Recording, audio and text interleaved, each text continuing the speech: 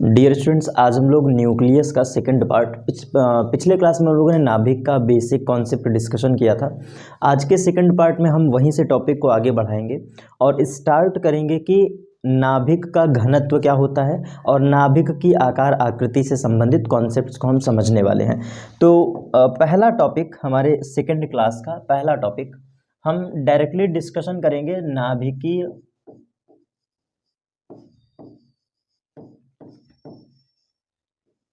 आकार पर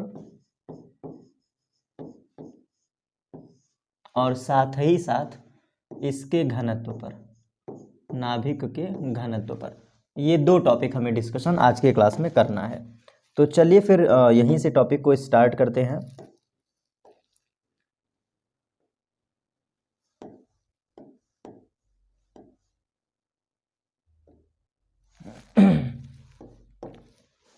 नाभिकीय आकार एवं घनत्व। सबसे पहला कॉन्सेप्ट ये उठता है कि अगर हम नाभिक के आकार के बारे में जानना चाहते हैं, इसके साइज के बारे में, तो इसका साइज डिसाइड कौन करेगा। जैसे मान लो कि इसके नाभिक में न्यूट्रॉन है और प्रोटॉन है, यही दो लोग रहते हैं। तो आप थोड़ा सोच के देखो कि अगर किसी परमाणु में जो उसका नाभिक है, उसके नाभिक में सिर्फ और सिर्फ प्रोटॉन और सिर्फ न्यूट्रॉन अगर रह रहे हैं, तो यही तो डिसाइड करेगा नाभिक की आकार के बारे में, यही तो डिसाइड करेगा नाभिक की आकार के बारे में। तो यहीं से परिभाषा उठता है कि अगर हम यदि नाभिक का आकार, यहीं से कॉन्सेप्ट सुनिएगा, यदि नाभिक का जो आकार है इसको हम गोलीय माने, वृत्त ना मान करके गोलीय, स्फीयर, गोलीय आकृति माने, अगर हम लोग नाभिक का जो आकार है इसको स्फेरिकल एज्यूम करें या स्फीयर एज्यूम करें, स्फीयर,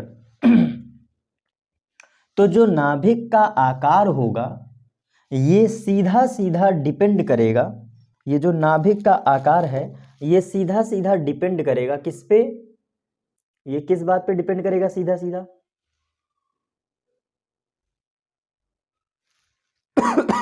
अगर हम नाभिक के आकार को गोली मानते हैं तो जो इसका वॉल्यूम होगा, अब यहां से परिभाषा सुनिएगा, परिभाषा आयतन, वॉल्यूम सीधा सीधा डिपेंड करेगा ए पर। सर ए का मतलब क्या है? ए का मतलब है मास नंबर, ए का मतलब है मास नंबर। मास नंबर याद होगा ना आप लोगों को, पिछले क्लास में पढ़ाए थे, कुल प्रोटॉनों की संख्या तथा कुल इलेक्ट्रॉनों की संख्या, ये मास नंबर को प्रभावित करेगा। क्यों? आकार के बारे में बात हो रहा है, तो आकार अगर इसका हम स्फीयर मानते हैं तो स्फीयर का जो आकार होगा ये खोखला नाभिक तो है नहीं, नाभिक खोखला तो है नहीं, ठोस है ना बेटा। पढ़े तो हो कि किसी परमाणु का नाभिक जो होता है वो सबसे मजबूत पार्ट होता है जिसमें प्रोटॉन और न्यूट्रॉन ठूस ठूस के भरे होते हैं। तो वॉल्यूम का डिस्कशन होगा, वॉल्यूम डिपेंड करता है ए पर, और जो ए होगा ये डायरेक्टली डिपेंडेंट होगा किस पे, 4/3 पाई आर क्यूब पर, क्योंकि आयतन का फॉर्मूला क्या होता है, 4/3 पाई आर क्यूब। और सर यहाँ पे आर क्या है? सर आर क्या है? जिस नाभिक के बारे में पढ़ाई पढ़ रहे हो उस नाभिक की त्रिज्या आर है। तो यहीं से हमारा परिभाषा, पहला परिभाषा लिखा जाता है कि किसी नाभिक की जो आकृति होती है, ध्यान से समझिएगा, जो नाभिकीय आकार होता है ये अनुक्रमानुपाती होता है किसके? द्रव्यमान संख्या के, द्रव्यमान संख्या के सीधा सीधा अनुक्रमानुपाती होता है नाभिकीय आकार। तो आकार का सेंस है कि वॉल्यूम के बारे में बात हो रहा है, volume is directly proportional to A, volume is directly proportional to A. और यहां से हम लोग लिख सकते हैं 4/3 pi r cube is directly proportional to A. तो अकॉर्डिंग टू दिस रिलेशन जो ए है, जो मास नंबर है ए, द्रव्यमान संख्या, ये आर के साथ कैसा रिलेशन बनाना है? क्यूबिक। तो A is directly proportional to r cube, इसको लिख सकते हैं। और जिस बच्चे ने ये बात समझ लिया, जिस बच्चे ने ये बात समझ लिया कि अरे 4/3 पाई तो कांस्टेंट है ना, ये डाटा तो कांस्टेंट है ना, ये जो डाटा है ये तो कांस्टेंट है 4/3 पाई, तो ये कांस्टेंट होने के नाते क्या आ गया, प्रोपोर्शनल का सिंबल। तो ए का आर के साथ क्यूबिक रिलेशन है, और इस रिलेशन को अगर हम यहाँ पे लिखना चाहें, इस रिलेशन को अगर हम लिखना चाहें तो हम लिख सकते हैं R is equal to R nought और ए की पावर 1/3। तो यही हमारा फॉर्मूला है नाभिक के आकार का, जो कि आपको याद रखना है। नाभिक के आकार का फॉर्मूला, इस रिलेशन को हम आर की पावर में लिखेंगे तो एक ए की पावर 1/3 हो गया, ए की पावर 1/3, और यहाँ से जब प्रोपोर्शनल हटा तो आर नॉट आ गया। ये कॉन्सेप्ट हमारा क्लियर, ये बातें अगर क्लियर हो गई हो तो अब यहाँ से हम आगे बढ़ते हैं थोड़ा सा, यहाँ से अब हम लोग थोड़ा सा आगे बढ़ते हैं। ये पूरा कॉन्सेप्ट आपके काम का है। चलिए इसको हम इधर लिख देते हैं, विजिबल हो रहा है अच्छा खासा, ठीक है, सारी चीज़ें विजिबल है। नाभिकीय आकार जो होता है वो सीधा सीधा किस पे डिपेंड करता है, मास नंबर पे। जितने नंबर ऑफ प्रोटॉन्स होंगे, जितने नंबर ऑफ न्यूट्रॉन्स होंगे, वो सीधा सीधा शेप और साइज को डिफाइन करेगा। V is directly proportional to A, आपके सामने लिखा ही है भाई, स्फीयर है तो स्फीयर का आयतन V होता है, ये डायरेक्टली प्रोपोर्शनल टू A है। फिर यहाँ से हम लोग लिखेंगे 4/3 pi r cube is directly proportional to A। तो A का R के साथ कैसा रिलेशन है, क्यूबिक। A का R के साथ कैसा रिलेशन है, cubic. A is directly proportional to R cube. तो R को क्या लिखेंगे, R को हम लोग लिखेंगे A की पावर 1/3। R सॉरी यहाँ प्रोपोर्शनल रहेगा, गलती से होगा। तो R का रिलेशन क्या लिखेंगे, A की पावर 1/3, और जब ये प्रोपोर्शनल हटेगा तो वही हमने नॉट लिख दिया। ठीक है, क्लियर, सारी बातें बोल करके मैंने यहाँ पे एक्सप्लेन कर दिया। अब देखो आगे चलते हैं, अब यहाँ से लोग आगे चलते हैं, सॉरी देखो, क्योंकि नाभिक की जो आकृति होती है वो बहुत छोटी होती है। अब समझिएगा, यहाँ से नाभिक का जो आकार है ये इतना बड़ा नहीं है कि मीटर में, सेंटीमीटर में, किलोमीटर में नाप पाओ। कितना छोटा सा नाभिक है, हम लोग तो परमाणु को नहीं देख पाते हैं, छोटे से तत्व को साधारणतः नहीं देख पाते, तो उसके छोटे से नाभिक को कैसे देख पाएंगे, इसके छोटे से नाभिक को कैसे देख पाएंगे। तो यहाँ पे न देख पाने का एक रीजन होता है कि नाभिक की आकृति इतनी छोटी है, जहां पे ये जो प्रोपोर्शनल कांस्टेंट आर नॉट आया है इसकी वैल्यू होती है 1.2 इंटू 10⁻⁻5 फर्मी, ये फर्मी में होता है। और ऑलरेडी रदरफोर्ड साहब ने अपने एक्सपेरिमेंट में यही बताया था, रदरफोर्ड साहब ने अपने एक्सपेरिमेंट में बताया था,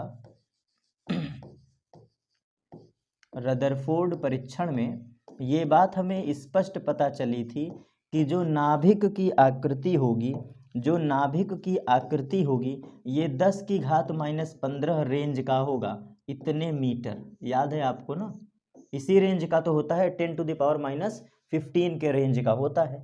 तो ये जो 10⁻⁻15 फर्मी है, ये वही चीज है, ये वही चीज है।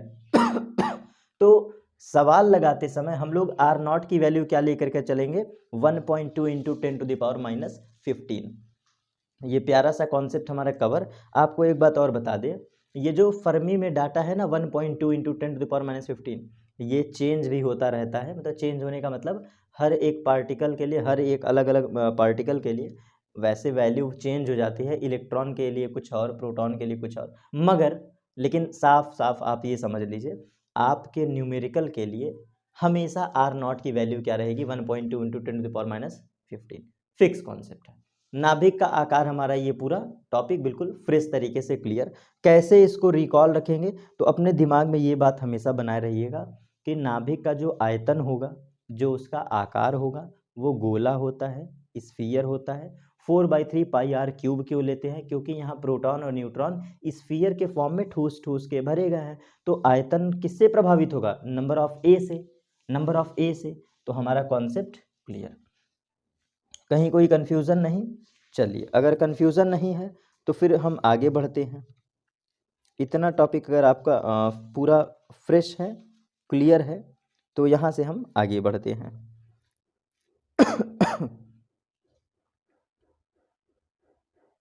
चलिए अब हम यहाँ से एक छोटा सा कॉन्सेप्ट कह सकते हैं, छोटा सा कॉन्सेप्ट नोट करके लिख लीजिएगा, छोटा सा कॉन्सेप्ट। अगर ए का मान बदलता जाए, मतलब द्रव्यमान संख्या, द्रव्यमान संख्या, ध्यान से समझिएगा, नोट है ये। द्रव्यमान संख्या अगर परिवर्ती हो जाए, बदलता रहे, यदि द्रव्यमान संख्या बदल रहा है तो त्रिज्या भी बदल जाएगा, आपको पता ही है। आर का मतलब त्रिज्या है, त्रिज्या भी क्या हो जाएगी, परिवर्ती, परिवर्ती हो जाएगा ना, क्योंकि द्रव्यमान संख्या ए पर डिपेंडेंट है, आर, वो देखिए फॉर्मूला। तो हम यहाँ पे ये कह सकते हैं कि अलग अलग तत्व का, अलग अलग तत्व का डिफरेंट डिफरेंट, अगर एलिमेंट की बात हो रही है, डिफरेंट डिफरेंट एलिमेंट की बात हो रही है, तो इसका ए भी डिफरेंट होगा। ए मतलब मास नंबर, ए भी क्या होगा भाई, हर एक तत्व का द्रव्यमान संख्या अलग होगा ना, मतलब उसमें कितने प्रोटॉन है कितने न्यूट्रॉन है ये अलग अलग होगा। आप कॉन्सेप्ट को फील करिए, द्रव्यमान संख्या हर एक तत्व का अलग अलग होता है, भिन्न भिन्न, जिसके वजह से त्रिज्या भी अलग अलग हो जाएगी। तो हम लोग कह सकते हैं कि for different element, for different element A is different, so therefore radius will be always different. तो यहाँ पे हम कह सकते हैं कि जो त्रिज्या होगी ये भी क्या होगा, अलग ही होगा। इसीलिए हर एक तत्व का अलग नाभिकीय आकार होता है, अलग उसकी त्रिज्या होती है। ये छोटा सा नोट करके आप समझ लीजिए। अगले स्लाइड पे चलते हैं विदाउट एनी कंफ्यूजन। अब हम लोग बात करेंगे नाभिक के घनत्व का। अब हम लोग बात कर लेते हैं नाभिक के घनत्व के बारे में। तो क्या होगा नाभिक का घनत्व, चलिए देखिए।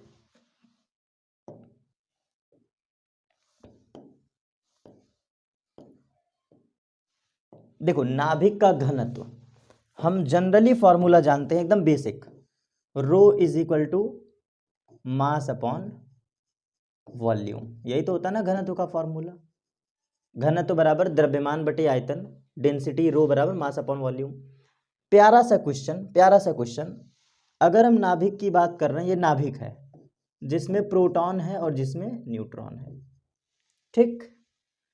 तो प्रोटॉन और न्यूट्रॉन ही तो कंबाइंड फॉर्म में मिल करके वही तो नाभिक का द्रव्यमान डिसाइड करेंगे। थोड़ा सोचना बेटा, अगर हम नाभिक का घनत्व निकालना चाहते हैं तो नाभिक का कुल द्रव्यमान चाहिए और नाभिक का कुल आयतन चाहिए।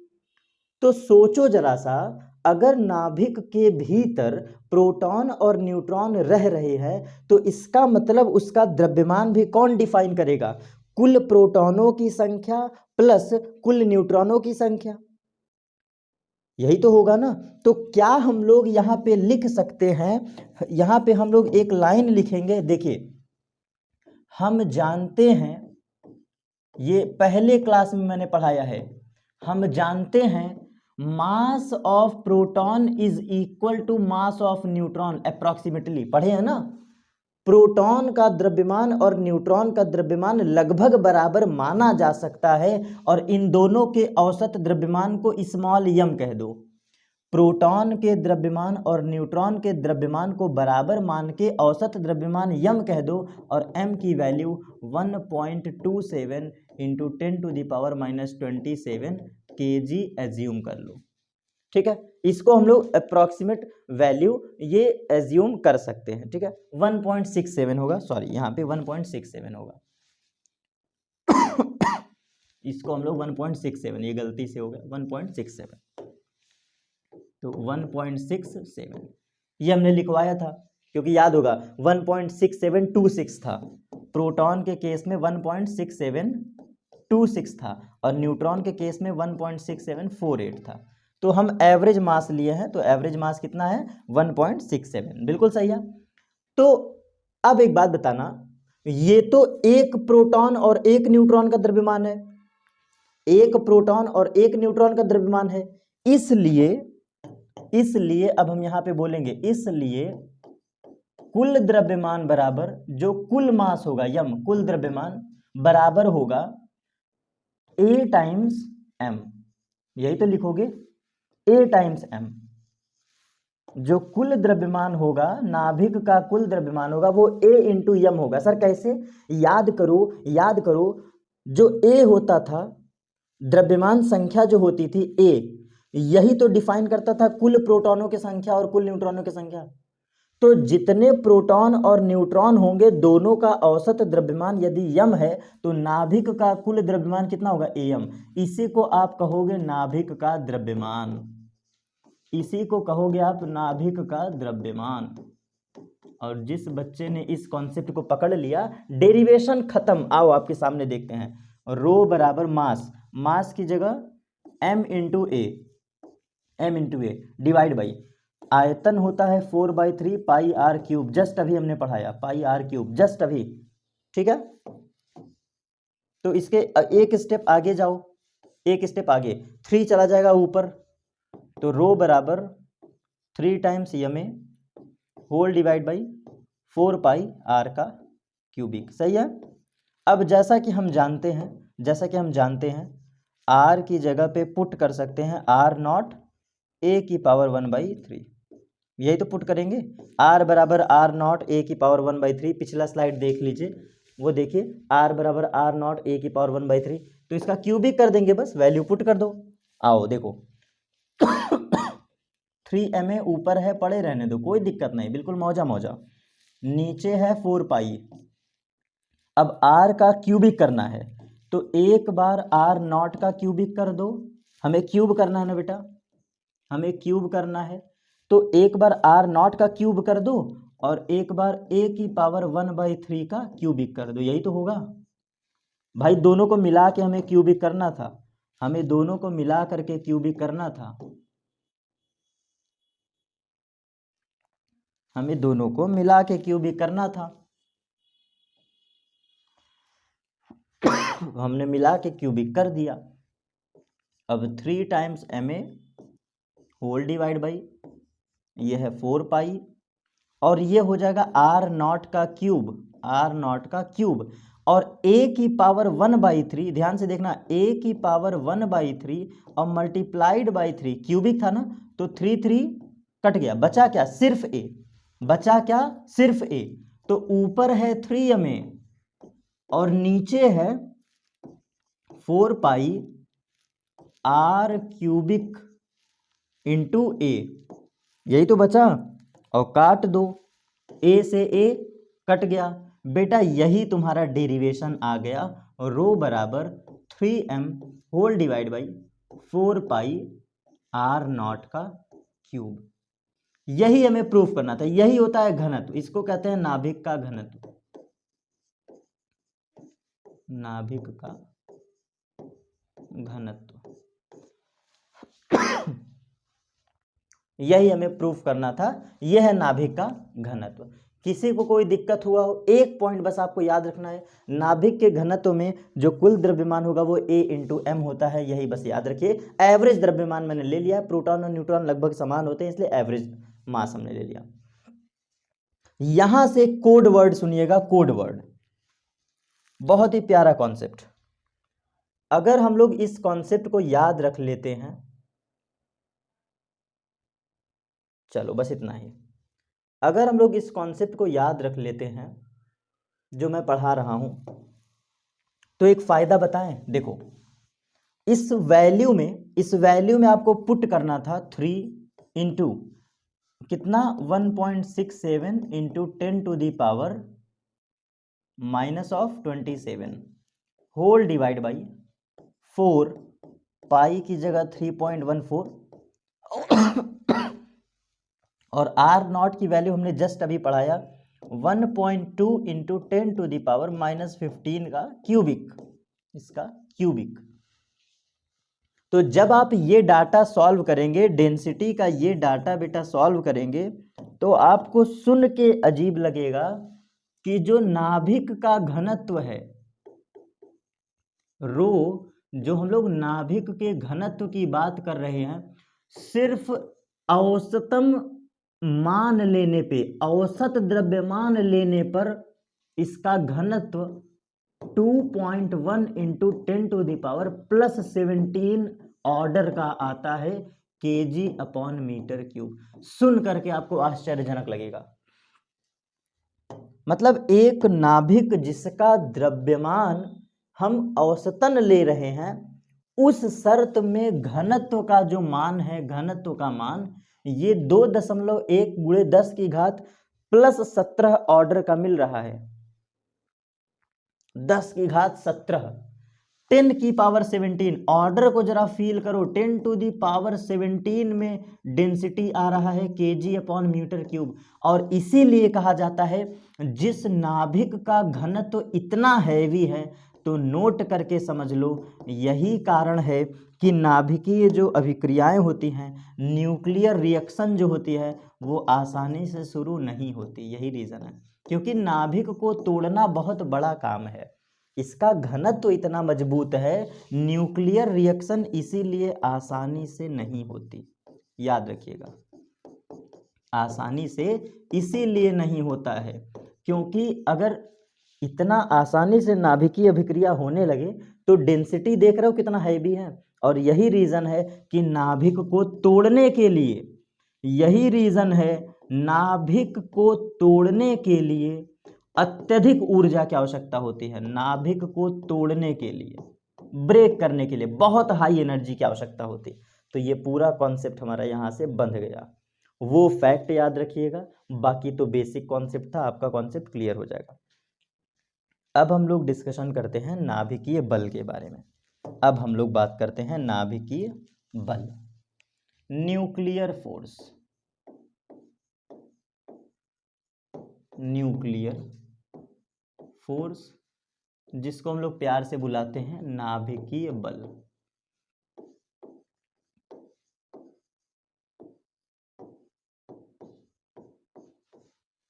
नाभिकीय बल, न्यूक्लियर फोर्स क्या है भैया नाभिकीय बल? चलिए, नाभिकीय बल क्या होता है? ऐसा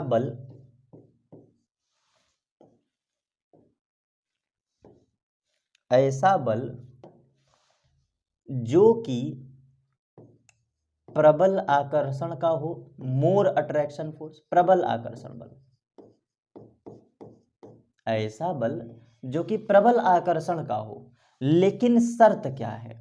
जो कि प्रोटॉन और प्रोटॉनों के बीच लगता है, न्यूट्रॉन और न्यूट्रॉनों के बीच लगता है, साथ ही प्रोटॉन और न्यूट्रॉन के बीच कार्य करता है। इसी बल को कहते हैं नाभिकीय बल।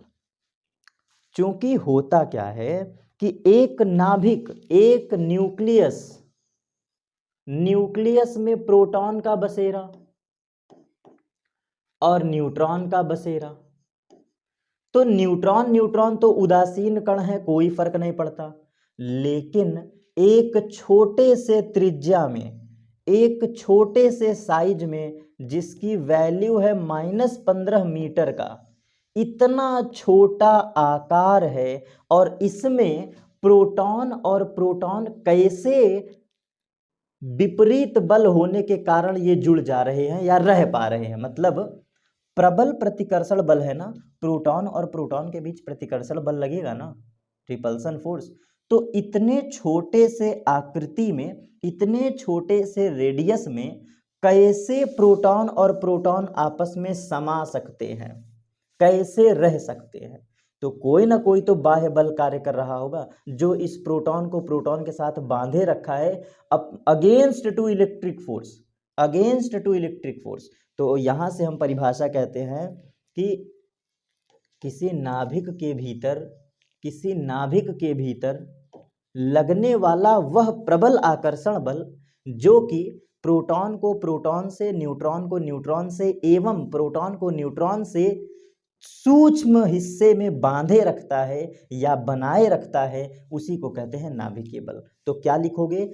नाभिक के भीतर लगने वाला वह प्रबल आकर्षण बल जो कि प्रोटॉन से, न्यूट्रॉन से, प्रोटॉन को न्यूट्रॉन से सूक्ष्म हिस्से में, छोटे से जगह में केंद्रित करके बनाए रखता है, वो कहलाता है न्यूक्लियर फोर्स। ठीक है, परिभाषा क्लियर। और इसके बाद अगर आपसे कोई ऑर्डर पूछे बलों का ऑर्डर, तो सुन लो, नोट, जो फोर्स ऑफ ग्रेविटेशन होता है, गुरुत्वाकर्षण, ये सबसे पहले होता है। इससे बड़ा होता है फोर्स ऑफ इलेक्ट्रिक, और इसका भी बाप होता है force of nuclear, force of nuclear. और इसका रेशियो लगभग, अगर गुरुत्वाकर्षण को एक रेशियो मानते हो तो विद्युत बल 10 की घात 36 गुना बड़ा होगा, और अगर इसको 10 की घात 36 गुना मानते हो तो इससे 100 गुना ये बड़ा होगा, मतलब 38 गुना न्यूक्लियर फोर्स। ये ऑर्डर होता है। अब आप सोच के देखो कि अगर हम 5 न्यूटन का ग्रेविटेशन फोर्स लगाते हैं, ये एग्जाम्पल, अगर 5 न्यूटन का गुरुत्वाकर्षण बल लग रहा है तो इलेक्ट्रिक फोर्स लगेगा 5 गुणे 10 की घात 36 के ऑर्डर का, 5 गुणे 10 की घात 36 ऑर्डर का। और अगर बात करें नाभिक बल का, तो ये 500 गुना लगेगा, किससे? नाभिक से बड़ा। इतना ये फर्क दिख रहा है, दोनों का फर्क है। विद्युत बल से 100 गुना बड़ा होता है नाभिक बल, विद्युत बल से 100 गुना जस्ट बड़ा होता है, जस्ट बड़ा कौन? नाभिकीय बल। तो ये सबसे बड़ा फैक्ट है। अब यहां से हम कुछ विशेषताएं पढ़ लेते हैं, नाभिकीय बल की विशेषताएं, नाभिकीय बल की कुछ विशेषताएं। तो चलिए इनकी विशेषता के बारे में पढ़ लें। नाभिकीय बल की विशेषता, नाभिकीय बलों की विशेषताएं, नाभिकीय बलों की विशेषताएं। इनकी कुछ विशेषताएं होती हैं, छोटे छोटे पॉइंट हमें रीड करना है, ज़्यादा नहीं। नाभिकीय बलों की विशेषताएं सुन लीजिएगा, एक तरफ से सुनते चलिए। तो पहला पॉइंट ये बहुत छोटे पॉइंट पे लगते हैं, बहुत छोटे पॉइंट, मतलब ये शॉर्ट रेंज फोर्स है, सूक्ष्म दूरियों के बीच लगते हैं, short range force, short range forces.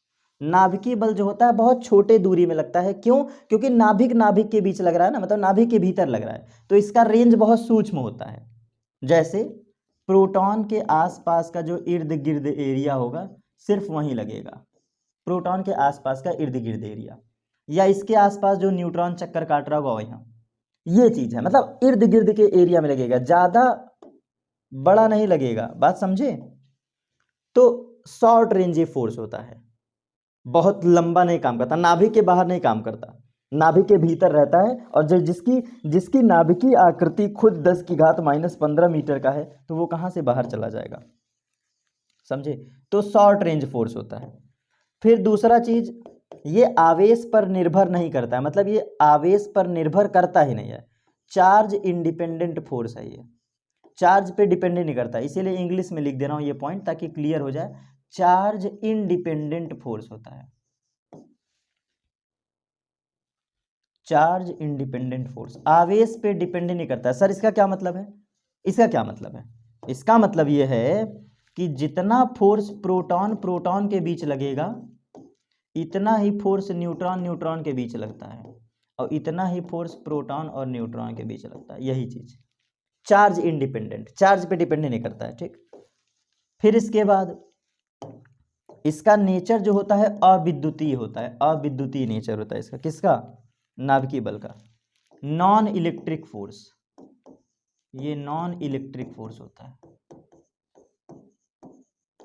Non electric force, अविद्युतीय बल, अविद्युतीय मतलब ये विद्युत से इसका कोई वास्ता ही नहीं है, अविद्युतीय बल होता है, ठीक है, अविद्युतीय बल, नॉन इलेक्ट्रिक फोर्स, ठीक है। इसके बाद ये मतलब चक्रण पे डिपेंड करता है, स्पिन पर ही डिपेंडेंट होता है फोर्स।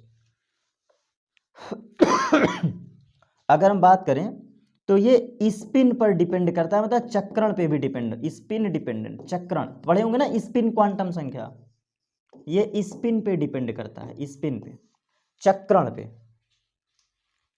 ये चक्रण पे डिपेंड करता है, स्पिन पे। अब स्पिन से क्या सेंस है, आइए समझ लें। स्पिन से मान लो कोई नाभिक है जो कि सेम दिशा में नाच रहा है, दोनों का नाभिक सेम दिशा में, ये देखो ऊपर जो रोटेशन डायरेक्शन सेम है, देख रहे हो, सेम डायरेक्शन में।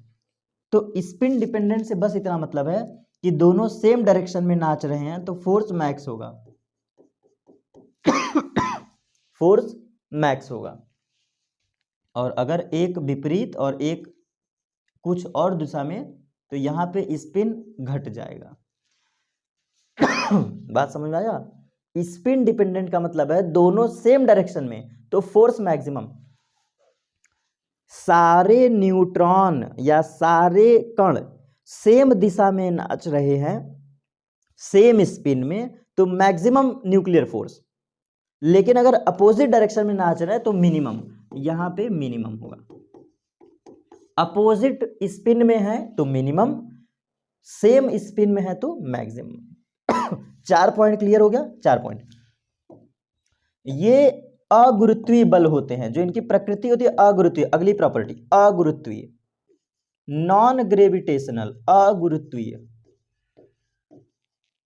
बात समझे? ग्रेविटी से डिपेंडेंट है ही नहीं, अगुरुत्वीय, नॉन ग्रेविटेशनल। तो ये भी पॉइंट क्लियर, अगुरुत्वीय बल होता है ये। और बताएं, प्रबल आकर्षण मतलब प्रबल प्रबल प्रबल आकर्षण, ऐसे समझो, ये बेहद प्रबल आकर्षण होते हैं। 2 बार लिख देना ताकि आप समझ जाओ। लार्ज अट्रैक्शन फोर्स मतलब जो कह लो, प्रबल प्रबल आकर्षण, हद से ज्यादा ये अट्रैक्शन फोर्स होता है। ठीक है, ये सारे प्रॉपर्टी हैं। इसके बाद एक पॉइंट और, 3 पॉइंट ये हो गया, 3 पॉइंट ये, 6 पॉइंट। एक पॉइंट इसका और देख लिया जाए ताकि ये हमारा कॉन्सेप्ट कवर हो जाएगा।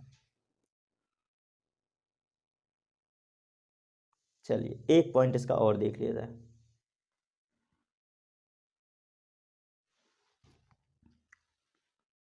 जो रूल कहता है, थियरी कहती है कि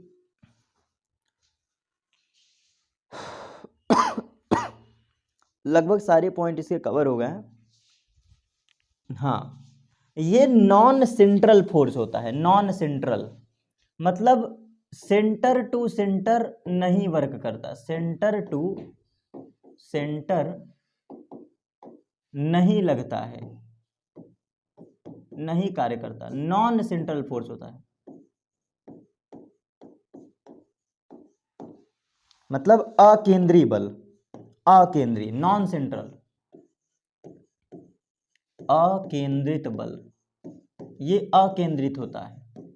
कहने का सेंस यह है, कंडीशन नहीं है कि न्यूट्रॉन और न्यूट्रॉन के सेंटर के अलोंग लगेगा, कंडीशन नहीं है कि प्रोटॉन और प्रोटॉन के सेंटर के अलोंग लगेगा, और कंडीशन नहीं है कि प्रोटॉन के सेंटर और न्यूट्रॉन के सेंटर के अलोंग लगेगा। मतलब सेंटर टू सेंटर नहीं लगता।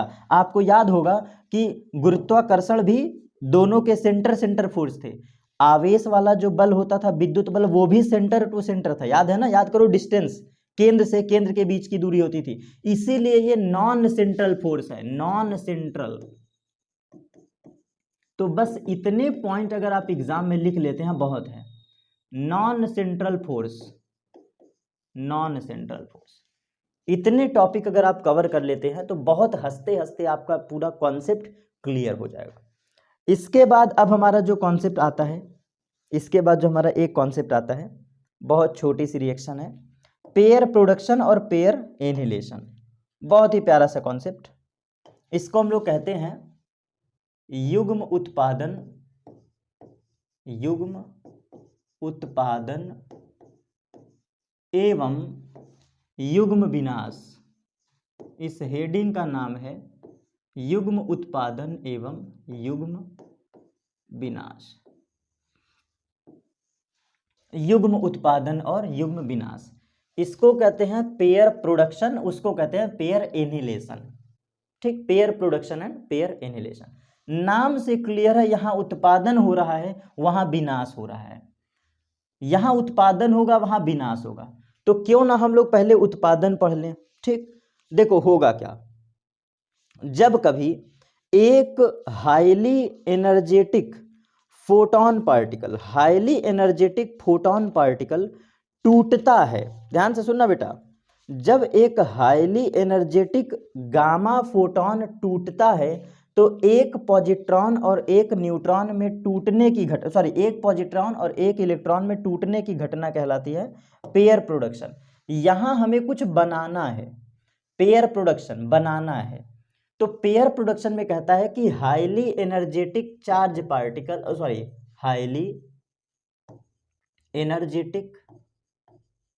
Highly energetic photon particle, photon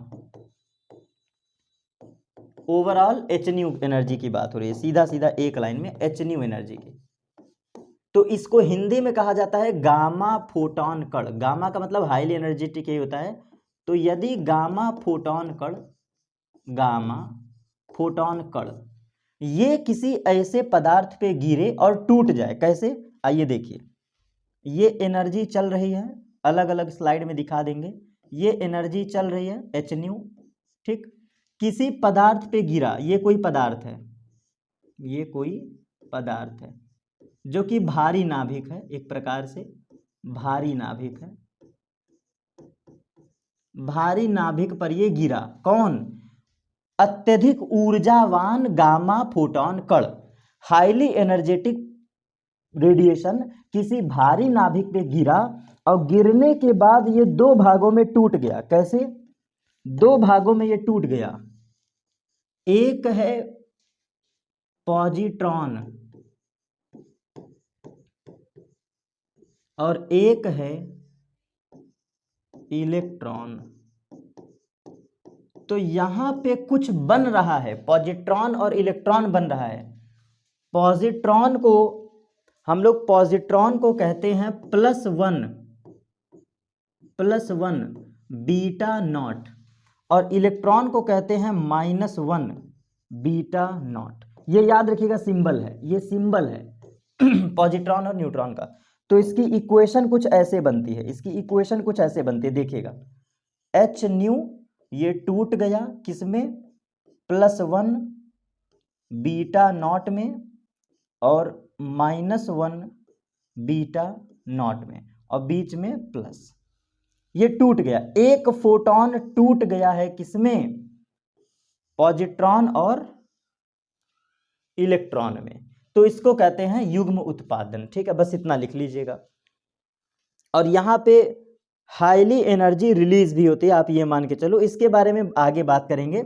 यहां पे हाई एनर्जी भी रिलीज होती है, हाई एनर्जी यहां पे रिलीज होती है, हाई एनर्जी, अत्यधिक ऊर्जा यहां पे रिलीज होता है, इसके बारे में फिर कभी बात करेंगे अलग से वीडियो में, अभी सिर्फ टू द कॉन्सेप्ट बात करें, आप लिख सकते हैं हाईली एनर्जी यहां पे रिलीज होती है, E बराबर mc² फॉर्मूला से, E बराबर mc² फॉर्मूला से।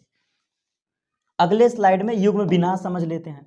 युग्म विनाश इसका जस्ट अपोजिट कॉन्सेप्ट है, युग्म विनाश इसका एकदम अपोजिट है, जो बन रहा है बस यहाँ पे नष्ट हो जाएगा। तो थियरी कहती है कि एक पॉजिट्रॉन और एक इलेक्ट्रॉन के मिलने से युग्म उत्पादन के विपरीत यदि फोटॉन का जन्म होता है तो वो कहलाता है युग्म विनाश। मतलब यहाँ पे क्या होगा, पॉजिट्रॉन और न्यूट्रॉन आपस में मिल जाएंगे, देखो कैसे, +1 बीटा नॉट और -1 बीटा नॉट, पॉजिट्रॉन और न्यूट्रॉन ये मिल जाएंगे, आपस में कंबाइंड हो जाएंगे और आपस में मिलने के बाद ये विनाश कर लेते हैं, नष्ट हो जाते हैं, क्योंकि ये पार्टिकल हैं, पॉजिट्रॉन और इलेक्ट्रॉन ये पार्टिकल हैं, पॉजिट्रॉन और इलेक्ट्रॉन ये पार्टिकल हैं, पॉजिट्रॉन और इलेक्ट्रॉन, ये प्लस वाला पॉजिट्रॉन है, पॉजिट्रॉन, और ये माइनस वाला इलेक्ट्रॉन।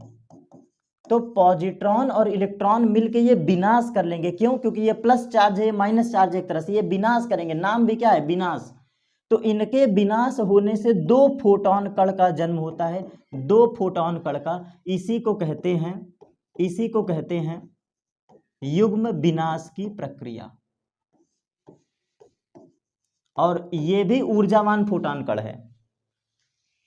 तो युग्म उत्पादन के विपरीत एक पॉजिट्रॉन और एक इलेक्ट्रॉन का आपस में मिल करके नष्ट हो जाने की प्रक्रिया कहलाती है युग्म विनाश, जहां पे दो नए फोटोन का जन्म होता है या दो नए फोटोन उत्पन्न होते हैं, ऐसा कह सकते हो। ठीक, अब यहां पे एक बहुत बड़ा क्वेश्चन मार्क है कि सर एक फोटोन टूटा तो एक पॉजिट्रॉन एक इलेक्ट्रॉन बना, तो इसके विपरीत यहां दो फोटोन कैसे बन गए? ये क्रॉस क्वेश्चन होना चाहिए ना कि सर एक HNu है, एक फोटोन कण है, ये टूटा तो पॉजिट्रॉन और इलेक्ट्रॉन बना, तो यही अभिक्रिया तो यहां भी हो रही है, लेकिन यहां दो फोटोन क्यों बने? तो आप जवाब दोगे ड्यू टू, जो इसका कारण है, due to conservation of momentum, मतलब संवेग संरक्षण। एक है संवेग संरक्षण और एक है ऊर्जा संरक्षण। एक है संवेग संरक्षण, एक है ऊर्जा संरक्षण। चूंकि एक पार्टिकल, कोई एक फोटोन कण एक ही समय पे, एक ही मोमेंट पे संवेग को संरक्षित और ऊर्जा को संरक्षित नहीं कर सकता, क्योंकि यहाँ पे मिलने के वजह से, पॉजिट्रॉन और इलेक्ट्रॉन के मिलने के वजह से दो ऊर्जावान कण निकल रहे हैं, और दो ऊर्जावान कण के निकलने पे कुछ एनर्जी का भी खेल होगा, कुछ संवेग का भी खेल होगा। तो हम ये कहते हैं कि अगर एक पार्टिकल होता, अगर यहाँ पे सिर्फ और सिर्फ एक फोटोन कण लिखते, सिर्फ और सिर्फ अगर एक फोटोन कण लिखते, तो एक फोटोन कण का संवेग P और एनर्जी E दोनों एक साथ संरक्षित नहीं रह सकता, दोनों अलग अलग नेचर है। यहाँ पे एनर्जी का रीजन E बराबर mc² है और यहाँ पे संवेग P बराबर mv है, दोनों की कहानी अलग अलग है। तो इसीलिए बोला जाता है कि यहाँ दो ऊर्जावान फोटोन कण निकलते हैं। उसका कारण है क्योंकि विनाश के बाद इन दो फोटोन कण का संवेग संरक्षण और ऊर्जा संरक्षण अलग अलग होगा, जो कि एक पार्टिकल के निहित रहने पे असंभव है। इसलिए यहां दो फोटोन पार्टिकल बनते हैं। तो पूरा कॉन्सेप्ट हमारा कवर, नाभिक का छोटा सा कॉन्सेप्ट आज के क्लास में, घनत्व तो हमने सीखा, उसके आकृति के बारे में सीखा, फिर बल के बारे में, विशेषता के बारे में, और सबसे लास्ट कॉन्सेप्ट हमने युग्म उत्पादन और युग्म विनाश पढ़ा। पूरा कॉन्सेप्ट कंप्लीट। अगले क्लास पे हम लोग सीधा बात करेंगे Einstein mass energy equivalence relation, E बराबर mc², और यहीं से अपने कॉन्सेप्ट को आगे बढ़ाएंगे। वो हमारा लास्ट पार्ट होगा जहां पे पूरा न्यूक्लियस खत्म हो जाएगा। थोड़ा सा सेशन लंबा हो सकता है, इसको डिस्कशन करेंगे नेक्स्ट क्लास पे। आज की क्लास के लिए इतना ही। Thanks to all of you.